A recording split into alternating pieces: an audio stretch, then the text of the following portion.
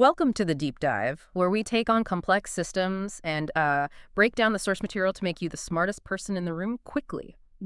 Today, we're plunging into a world that is completely invisible until the very moment you, or, someone you care about, desperately needs it. And that is non-emergency medical transportation. We call it NEMT. An EMT sounds like just another piece of, I don't know, bureaucratic jargon. Hmm. But it is fundamentally a critical piece of public health infrastructure. Right. We are talking about the specialized logistics required to get a patient to and from medically necessary services. Not in the case of, say, a heart attack or trauma. Not an ambulance. Not an ambulance. Yeah. It's simply because they lack any other means of safe transport. And when we talk about the scale of this problem, the stakes are just enormous. They really are. Our sources cite research showing this isn't some niche inconvenience. We are grappling with a systemic failure here. Yeah. The numbers are, frankly, staggering. We're talking about 3.6 million, maybe even up to 4 million American adults every single year. Missing or delaying care. Exactly. Missing or delaying critical healthcare appointments just because they couldn't secure a reliable ride. The downstream costs of that alone are just mind-boggling. It truly is. And our mission today is to, peel back the layers on this massive, complex system. NEMT is an often overlooked pillar of the entire healthcare ecosystem. And it operates at the intersection of several high-pressure domains. Yeah. You've got federal mandate, meticulous compliance requirements, and increasingly cutting-edge AI and data science. We always look at healthcare systems and we focus on the doctors, the drugs. Of course. But access, the simple act of just getting there, is one of the top 5 social determinants of health, or SDOH. That's the one. If you can't breach that transportation barrier, the best preventative medicine in the world is functionally useless. So that's what we'll do today. We'll analyze the specific federal regulations that make this benefit mandatory, delve into the incredibly complex, standardized service levels required for vulnerable patients, and explore how technology is fundamentally transforming what was a historically manual, often chaotic logistics industry. Okay, so let's unpack this core context first. NEMT is far beyond a simple convenience. For millions of Americans, it is, and I mean this, the decisive factor between proactive health management and catastrophic crisis management. Right. And for the system itself, NEMT is a financial imperative. So who is the primary recipient of this service, and why does the healthcare system as a whole demand it exist? Well, the primary impetus for NEMT, it stems from the Medicaid mandate. Okay. It is a required covered benefit for Medicaid members across most states, ensuring that low-income and medically fragile populations can access care. It's not just Medicaid anymore, is it? No, we're also seeing NEMT increasingly be included in Medicare Advantage plans. These private plans are realizing the value of keeping their high-risk members healthy and, crucially, out of the hospital. So we're talking about elderly individuals, people with chronic disabilities. Exactly. And also those with economic barriers that make reliable public transit or even standard ride-sharing either impossible or just unsafe for their condition. And the financial logic here is, kind of what I find so compelling. It seems counterintuitive. It sounds expensive to constantly shuttle people around, but the alternative is always dramatically more costly. That's the core tension we need to highlight. The financial argument for NEMT is powerful and really well documented. Our sources emphasize that while NEMT services account for a tiny sliver, How small? under 1% of overall healthcare spending. Wow. But that small, predictable investment prevents massive, unpredictable downstream expenditures. The calculation is, at its heart, very simple. It is infinitely more cost-effective to transport a member to a scheduled preventative appointment, physical therapy, a chronic disease management clinic, or a behavioral health session Then what? than it is to wait until that condition spirals out of control and forces the patient into a high-cost emergency care setting. Can we anchor that idea with some specific numbers? I mean, what does that cost prevention actually look like in dollar terms? We have very clear data on this. One comprehensive analysis estimated that NEMT services resulted in an average monthly savings of about $1,300 per patient. $1,300 a month. Per patient, all by enabling consistent outpatient management. So let's take an example. A patient with, say, end-stage renal disease. A perfect example. If they miss even 1 or 2 routine dialysis sessions, they're at immediate risk of, well, a number of things. Pulmonary edema or hyperkalemia, which is a rapid buildup of potassium in the blood. And that necessitates a trip to the ER. An expensive, unplanned trip to the emergency room, often followed by an inpatient stay. The cost of that single hospitalization just completely eclipses the cost of dozens, maybe even hundreds, of NEMT trips. So we're really talking about preventing the medical crisis itself, and that just puts the gravity of a single missed appointment into stark relief, doesn't it? It does. I mean, missing an oncology appointment means delaying chemotherapy, allowing a tumor to progress. Missing a diabetes specialist visit risks unchecked blood sugar, which could lead to diabetic ketoacidosis or other complications that guarantee an emergency admission. Precisely. This structural gap between a person's home and the clinic is exactly what NEMT is engineered to bridge.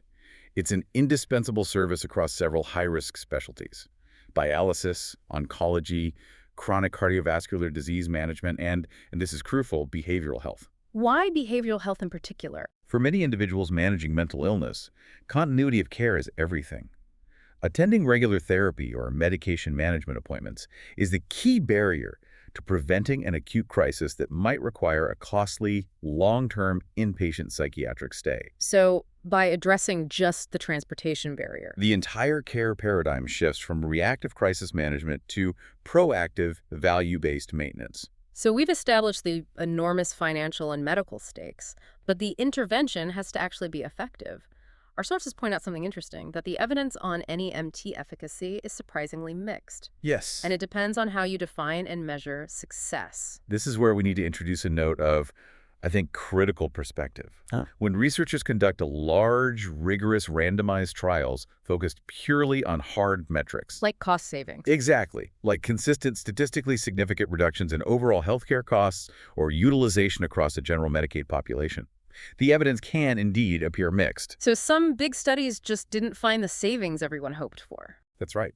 Some expansive studies simply did not find the robust, universal cost savings that stakeholders were looking for. Wait a minute. If the evidence is mixed on hard metrics like overall cost reduction, isn't that a vulnerability for the whole mandate? It's a powerful and necessary challenge. How can states justify this massive logistical spend, contracting with brokers, paying drivers, managing all this compliance, if the payoff isn't immediately obvious in, reduced hospital bills? The justification exists because NEMT is not viewed solely through a cost-saving lens, but through an access lens. Okay. Cost savings are hard to prove universally because transportation is only one variable among many. A patient might still miss an appointment due to lack of childcare, or an inability to take time off work, or even poor health literacy. So the service can provide the ride, but it can't solve everything else. It can't solve the patient's entire constellation of social determinants of health, no. The complexity of poverty and other social barriers can often obscure the success of the transportation solution itself. But if you change the focus... Exactly. But if you shift the focus to the social outcomes and the individual patient experience, which are highly measurable and critical for equity, the evidence is overwhelmingly strong. Strong enough to justify the mandate. Absolutely. We find consistent data showing that NEMT significantly improves social outcomes. We see greater patient satisfaction, a dramatic reduction in the stress and anxiety related to securing transport, and an enhanced ability to attend scheduled services. So that human element, the improved quality of life and reduced stress, that actually yields clear, hard results on the patient side of the ledger. Without a doubt. The sense of control and empowerment the service provides is highly restorative. Over 80% of NEMT ride users rated their experience as good or excellent. And what did the clinic say? Clinic staff consistently reported that the reliability of the service instilled a greater sense of autonomy and control over their time and health for their patients. And what about when you look at really specific vulnerable groups? Well, when you look at targeted, highly vulnerable populations, the effect is just dramatic. For instance, in pilot programs focused on urban refugees or recently housed homeless individuals, populations facing the most profound structural barriers. Right. The provision of NEMT reduced their no-show rates from 50% down to just 6%. 50% to 6%, that's incredible. It is. This confirms that the value of NEMT is highest and most indisputable, precisely where the need is most acute. It ensures dignity and promotes health independence, which are core elements of long-term positive health outcomes. Okay, the financial logic is clear. Prevent the crisis. Yeah. But how does the government enforce that prevention on such a massive scale? Right. That moves us directly into the massive federal mandate. Let's talk about Medicaid. What is the statutory requirement, and what are the highly specific rules that providers and states have to follow? This regulatory framework is the engine that drives the entire NEMT industry. Its genesis is in a federal regulation, 42 CFR 431.53. That's the one. That's the statutory requirement for transportation access. It mandates that states must provide necessary transportation for Medicaid enrollees when they have, and this is the vital regulatory language. No other means of transportation. No other means. So it's not an optional benefit? Not at all. It operates almost as a civil rights adjacent protection designed to ensure equitable access to mandated medical care, regardless of your geographical location or economic status. So it's about closing that access gap. But the coverage isn't a blank check for any ride anywhere, right? There have to be clear boundaries tied to medical necessity. Precisely. The trip has to be to a Medicaid-covered service provided by a state-enrolled provider. Okay. And critically, the policy generally covers trips to the nearest appropriate medical provider that can meet the patient's needs. So if you live in Raleigh and the nearest heart specialist who accepts Medicaid is in Durham, that trip is covered. The trip is covered. But you use the word generally, and that implies there are necessary exceptions. Absolutely. The system allows for nuance. Exceptions exist if, for instance, the closest provider is unwilling to accept that specific member, maybe due to complex behavioral health issues. Or maybe they're just not taking new patients. Exactly. No. Or if the member has highly specialized chronic medical conditions that only a distant specialized facility can manage. In those cases, the state or the managed care organization, the MCO, must cover the trip to the more distant appropriate provider.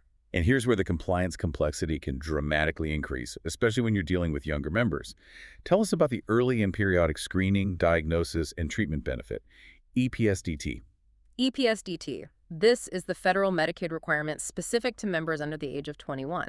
And this benefit is incredibly comprehensive. How so? It ensures coverage for virtually all medically necessary care, which often includes complex or specialized treatment that isn't available locally. Crucially, the transportation coverage under EPSDT is expanded to make sure the child can access that care. And that includes covering the child's attendant, a parent or guardian. Yes, a parent, guardian, or necessary caregiver at no additional cost. And the coverage scope extends well beyond just the simple sedan ride to the appointment, if the appointment is far away. Much further, it covers ancillary expenses. Imagine a child in rural western North Carolina who needs a specialized diagnostic scan, and it's only available 300 miles away in a teaching hospital. Right. If that travel cannot reasonably be completed in one calendar day, EPSDT ensures the health plan has to reimburse for necessary overnight lodging and meals. For both the child and their escort. Both. Up to the state's established per diem rates, this mandate directly eliminates distance as a barrier to specialized pediatric care, which is a major logistical win for families. So beyond who is covered, there are these incredibly tight rules about when the ride happens. This is where, the rubber meets the road, and compliance becomes a logistical knife edge for the providers. The operational compliance requirements are extremely specific. Failure to adhere means the claim can be denied. For routine appointments, the state or the broker, they generally cannot require members to make transportation requests more than 2 business days in advance. So that prevents bureaucracy from becoming a barrier itself. Right. And then you have the strict time constraints on the actual service delivery. The driver must transport the member, but no sooner than 1 hour before their scheduled appointment time. And on the other end, The member cannot wait more than 1 hour after the conclusion of the treatment to be picked up. 1 hour before, 1 hour after. That window is tiny. It is, especially when you factor in urban traffic, the need for multi-loading, carrying multiple passengers, and the completely unpredictable nature of doctors' appointment times. It creates immense operational pressure. It creates a constant compliance challenge, which is why technology is so essential, as we'll discuss later. Every minute matters. If a driver is 61 minutes late picking up a post-appointment patient, the broker is technically non-compliant with Medicaid rules. And that can trigger sanctions or audit risk. Absolutely. Yeah. But there are crucial exemptions. Urgent transportation needs like hospital discharges, sudden acute illnesses that can't be rescheduled, they're specifically exempt from that advance notice requirement. Allowing for rapid dispatch. Exactly. Let's follow the money now. The NEMT providers operating these vehicles, they don't just deal with this complex federal system, they also deal with private entities. How does the payment model contrast between Medicaid and the commercial private pay side? For a provider, these two represent entirely different operational realities. Medicaid provides stability, Large, reliable, high-volume patient counts. That's the advantage, a steady stream of work. But the drawbacks are significant. The major drawbacks are crippling. The reimbursement rates are fixed and notoriously low, designed to maximize cost savings for the state. Then there's the documentation nightmare, the complex, meticulous requirements for filling out forms like the CMS 1500. Help us understand that bureaucratic nightmare. Why is the CMS 1500 form such a critical stumbling block for providers? It's the primary paper trail for billing and compliance. The form requires perfect alignment of information. The patient identifier, the exact pickup and drop-off addresses, the specific procedure codes. HCPCS codes for the type of vehicle used? Right. The diagnosis codes, and crucially, the precise timestamps of the service delivery.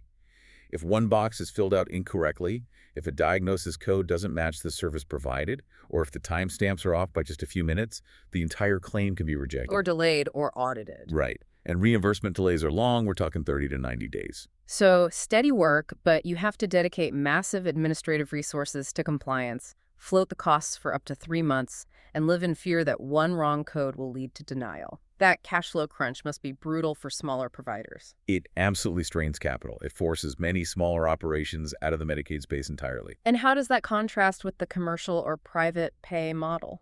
A whole different ballgame. This includes self-pay patients, employers offering wellness benefits, or the growing number of Medicare Advantage plans that choose to offer NEMT as an enhanced benefit. And what are the benefits there for the transport provider? The cash flow is accelerated. Reimbursements often arrive in days or weeks, not months.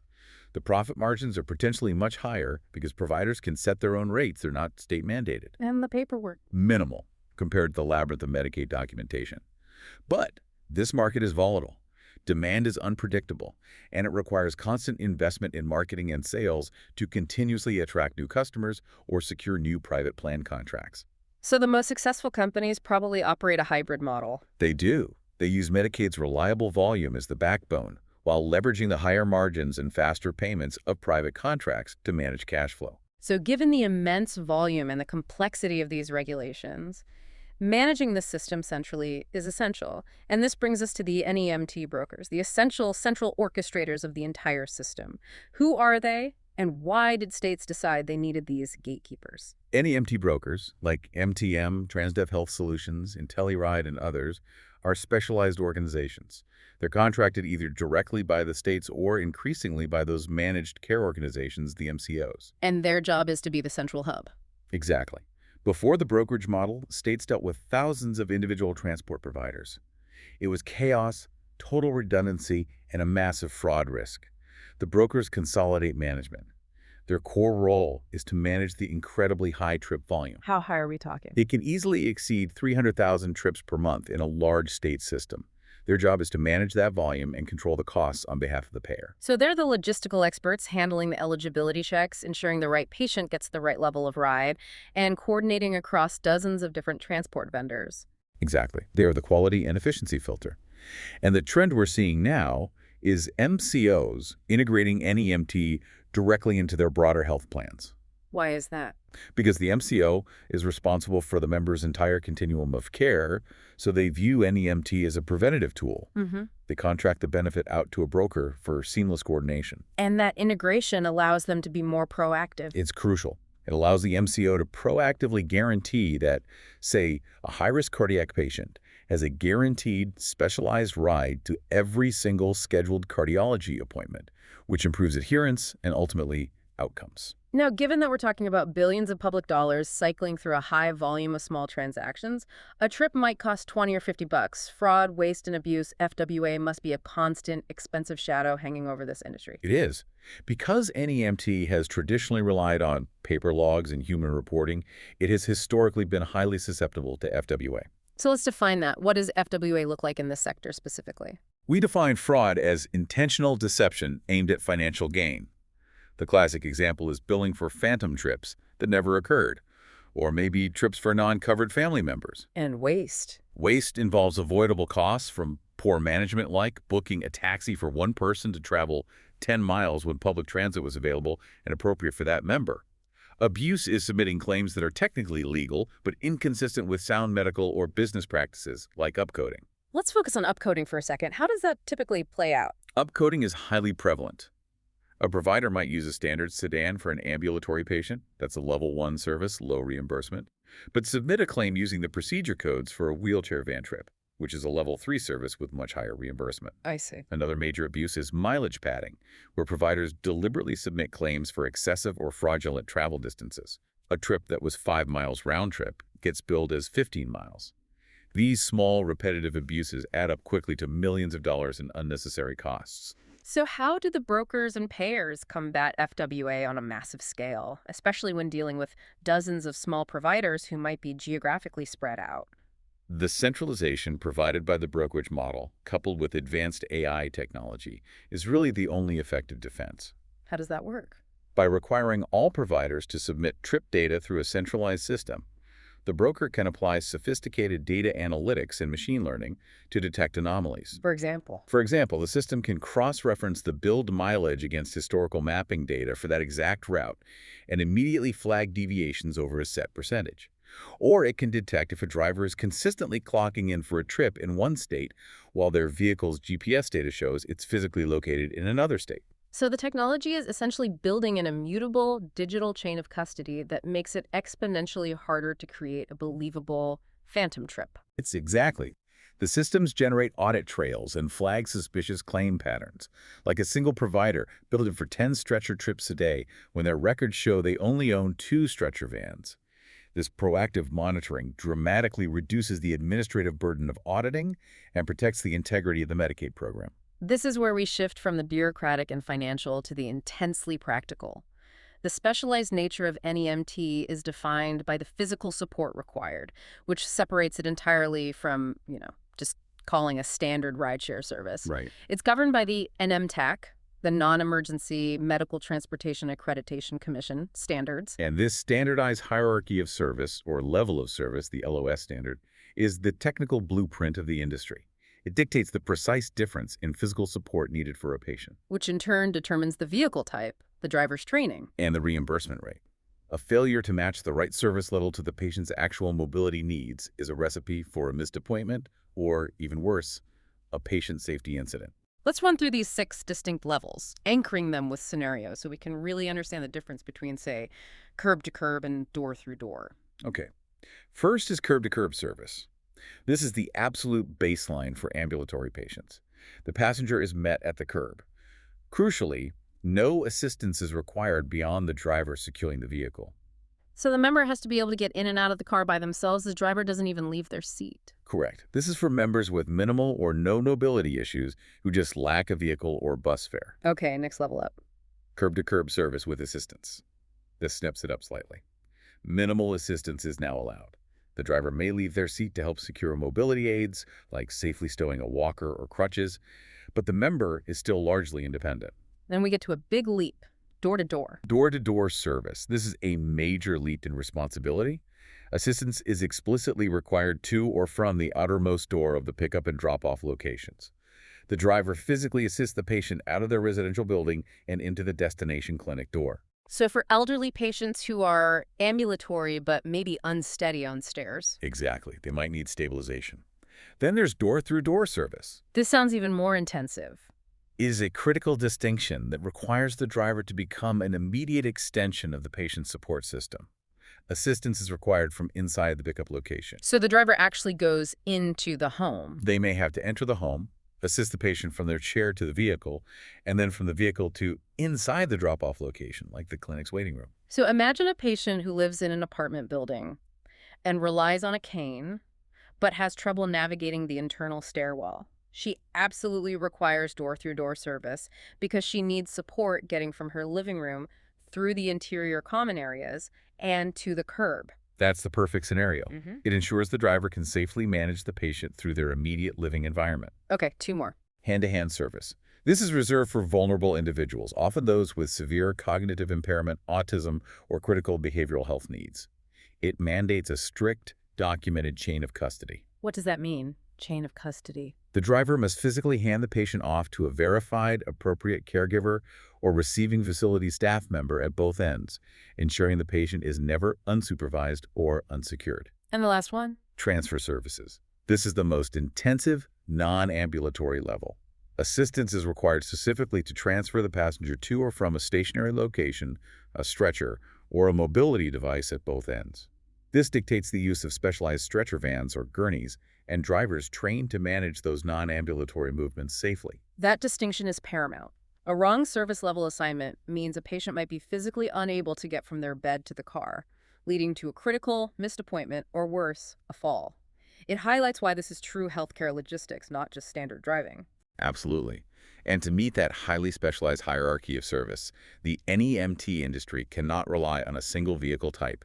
It requires an incredibly diverse and specialized fleet. So what are the common covered modes of transportation used across the country? The spectrum is broad. It includes utilization of public and mass transit systems, fixed route buses, light rail, specialized paratransit services.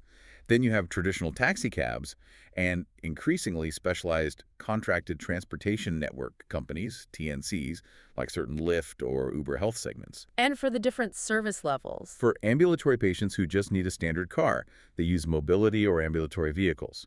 The complexity requires specialized dedicated wheelchair vans equipped with hydraulic lifts, stretcher vans, and for the rarest and most critical trips, non-emergency ground or even air ambulances. And it also covers solutions for one of the most persistent problems in NEMT rural transportation deserts. Yes, the system has to adapt to geography. In many rural areas where dedicated NEMT fleets are just economically unviable or spread too thin, Medicaid programs use mechanisms like private vehicle mileage reimbursement and gas vouchers. So this allows a family member or a friend to drive. Exactly. The eligible member or a family member, friend, or volunteer can use their personal vehicle. The reimbursement amount, which is capped at a rate that cannot exceed the current IRS rate, is calculated using a conservative miles per gallon figure. It recognizes the crucial importance of community-based support in areas lacking dense infrastructure. This might be the most humanizing element of our deep dive. The individual behind the wheel is not just a driver. They are, in fact, an extension of the clinic or the hospital. We have to recognize them as part of a healthcare credentialed network. The requirements and training regimes far surpass those for a standard taxi or delivery driver. So what are we talking about beyond the basics? I assume they need a clean record, drug testing. Of course. Baseline criteria are standard 21+ years old, valid license, multi-level background checks, drug testing. But the specialty training is what truly defines them. So what does that specialized training involve? It sounds like they are often performing minor medical assistance. Their training is extensive and mandatory. They must hold current certification in first aid and CPR, since they're often the only personnel with the patient between medical facilities. NIPA. They require IPCO compliance training, since they handle protected health information, PHI, regarding appointments, diagnoses, and medical needs. Crucially, they undergo extensive sensitivity training.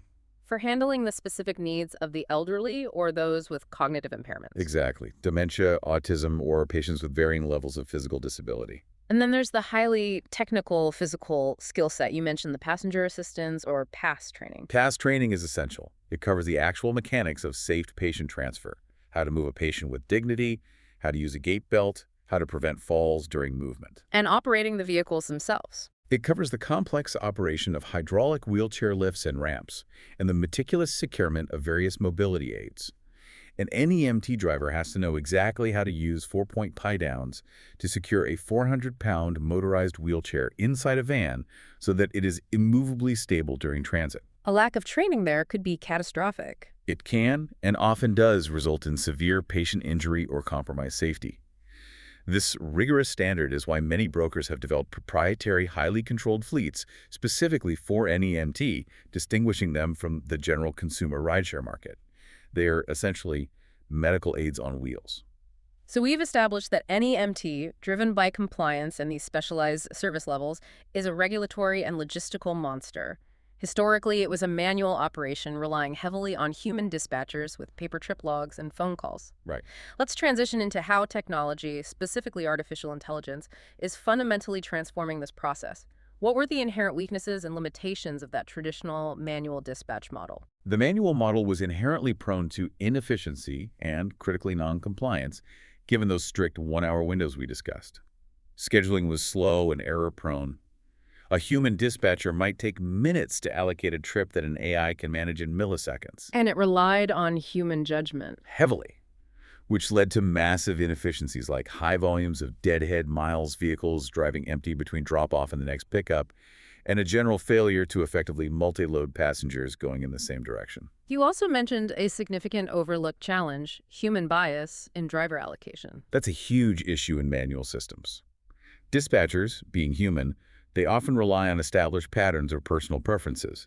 They might consistently assign their most reliable or favored drivers to the easy trips. The curb-to-curb sedan requests. Right. While burdening a smaller group of less favored drivers with the complex, time-consuming, and physically demanding wheelchair or stretcher cases. And that imbalance compromises patient safety. And it leads to severe driver burnout. And it fails to align the fleet's specialized resources, like a fully certified pass-trained driver, with the patient's critical need. So here is where AI steps in, offering a massive leap in capability. What does an AI-powered auto-scheduling engine actually do that a human dispatcher couldn't possibly handle effectively? It manages complexity at exponential scale and speed. An AI engine processes thousands of trip requests and driver and vehicle variables simultaneously in seconds.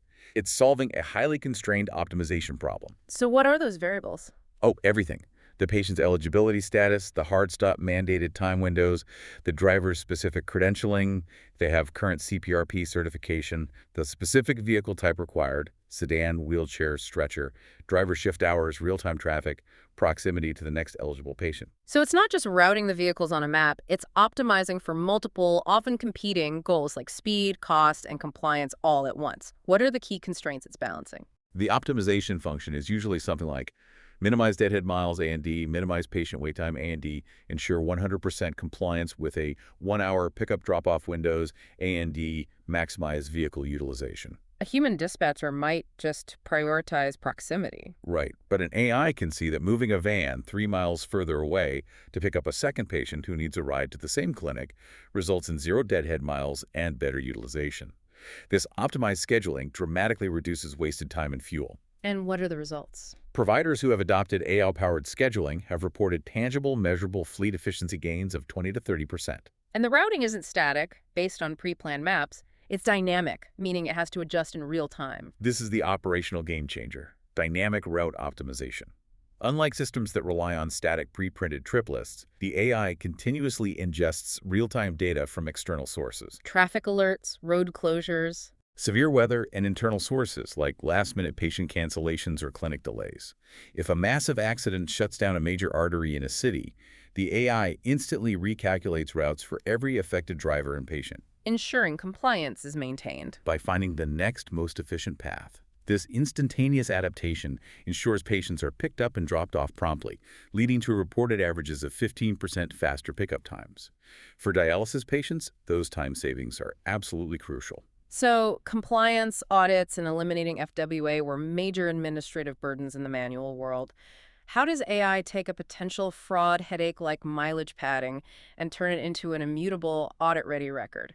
This is the revolutionary defense mechanism against fraud.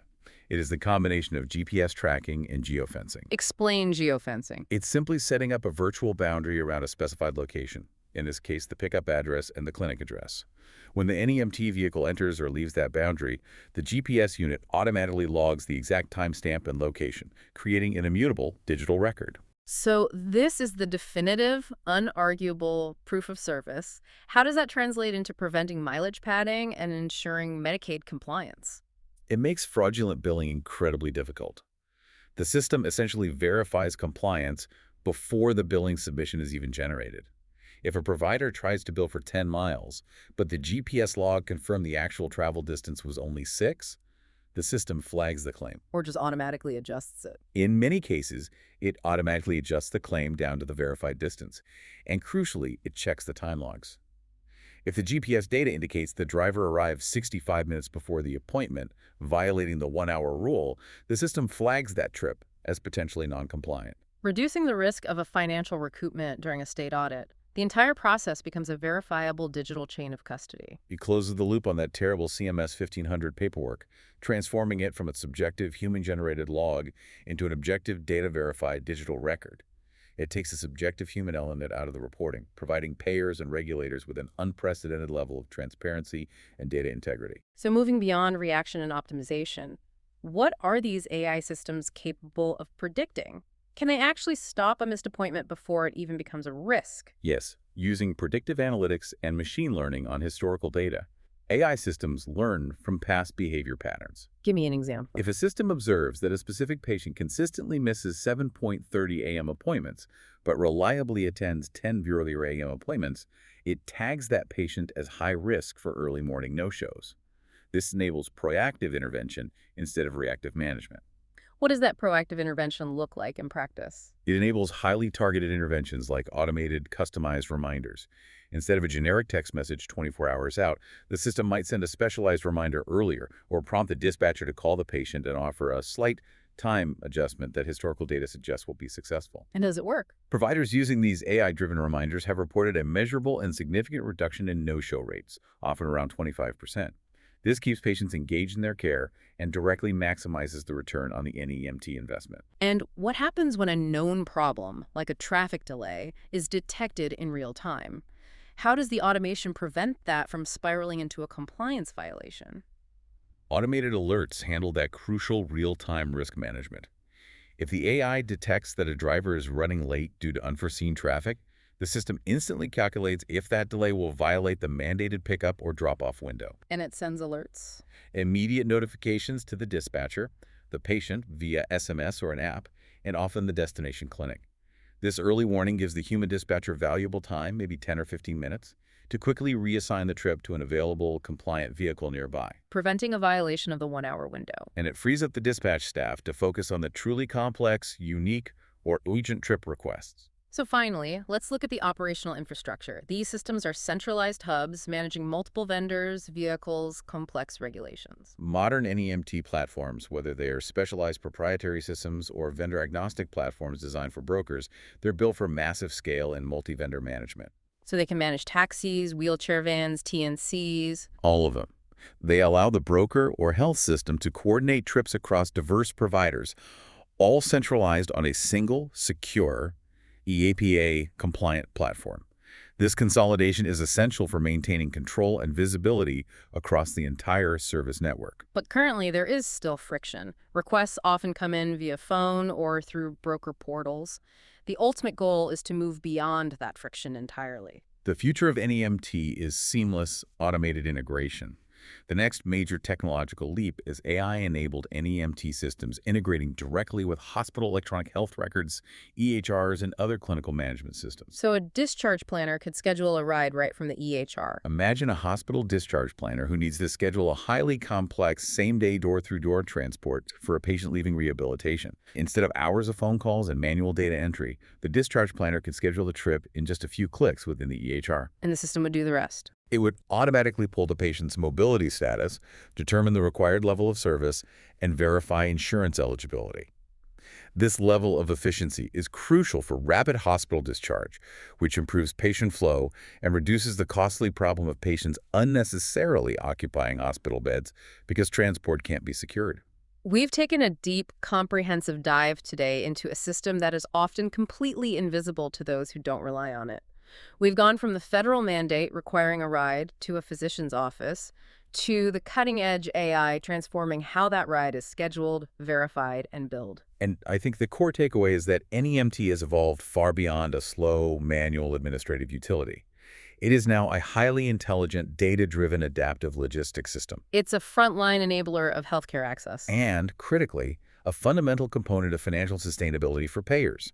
Its rapid digitalization has been driven entirely by the need to satisfy those stringent federal compliance and audit requirements. And we can see the measurable results of this digital revolution.